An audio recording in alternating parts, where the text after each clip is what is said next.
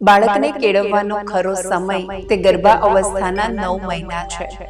આ વાતને આપણે ખૂબ સરળ ઉદાહરણ દ્વારા સમજીએ. ખુલ્લા મનથી આ ઉદાહરણને સમજજો અને તેને ગર્ભસ્થ શિશુ સાથે થોડુંક જોડાણ કરવાની કોશિશ કરજો.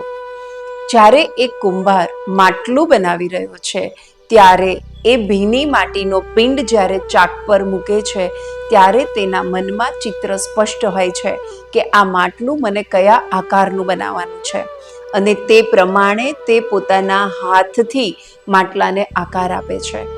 કુંભાર માટલાને ત્યારે જ આકાર આપી શકે છે જ્યારે માટીનો પિંડ ચાક પર છે. એકવાર એ માટલું બની જાય છે, નિભાડામાં પાકી જાય છે, તેના પછી એ માટલાનો આકાર બદલવો શક્ય નથી. આવું જ કંઈક ગર્ભમાં ઉછરી રહેલા બાળકનું છે. કહેવાય છે કે ગર્ભમાં ઉછરી રહેલા બાળકનો પિંડ તે માટીના પિંડ જેવો છે. તેને માતા પોતાના વિચારોથી, લાગણીઓથી, સંકલ્પોથી આકાર આપી શકે છે અને આ આકાર ચોક્કસ જ માતા આપી શકે, પરંતુ તેના માટે તેને સજગતાપૂર્વક પ્રયત્ન કરવા પડે.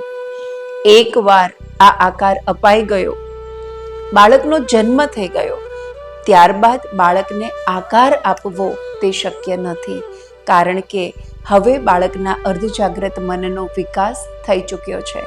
સંસ્કારના બીજ જે છે તે માતાના ગર્ભમાં નાખી શકાય છે. અર્ધજાગ્રત મનને માતાના ગર્ભમાં ઘડી શકાય છે. અને ખૂબ અગત્યની વાત કે સંસ્કારનું ઘર તે અર્ધજાગ્રત મન છે. આ અર્ધજાગ્રત મનને સંસ્કારથી સમૃદ્ધ બનાવવાની જવાબદારી દરેક માતાએ લેવી જોઈએ. આ કળિયુગના સમયમાં આ સંસ્કારોનું વાવેતર ગર્ભ સંસ્કાર દ્વારા ખૂબ સરળ અને સહજ છે.